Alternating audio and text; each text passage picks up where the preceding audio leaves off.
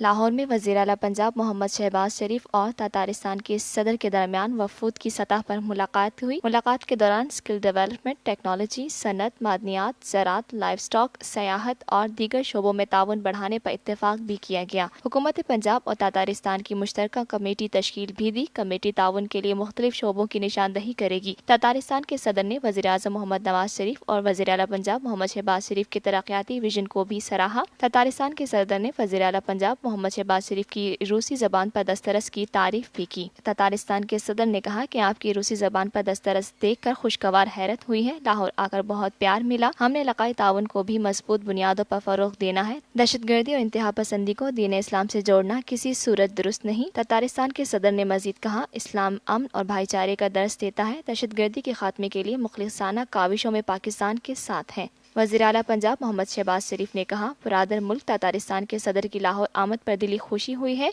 Russian federation اور پاکستان کے درمیان اچھے تعلقات موجود ہیں۔ ان تعلقات کو مزید فروغ دینے کے لیے ہمیں مل کر کام کرنا ہے۔ پنجاب حکومت اور تاتارستان کے مختلف شعبوں میں تعاون کو پائیدار بنیادوں پر فروغ دیں گے۔ انہوں نے کہا کہ میں جون میں تاتارستان کا دورہ کروں گا۔ پاکستان ہم سب کا، ہم سب کا، ہم سب کا پاکستان ہم سب کا، ہم سب۔ میں سعید اختر، تصور سے تصویر تک ہم سب کا پاکستان۔ ہم زندہ قوم ہے، تابندہ قوم ہے، ہم سب کی ہے پہچان، ہم سب کا پاکستان۔ ہماری ترقی اور خوشحالی کا راز انصاف اور قانون کی بالادستی میں ہی ہے۔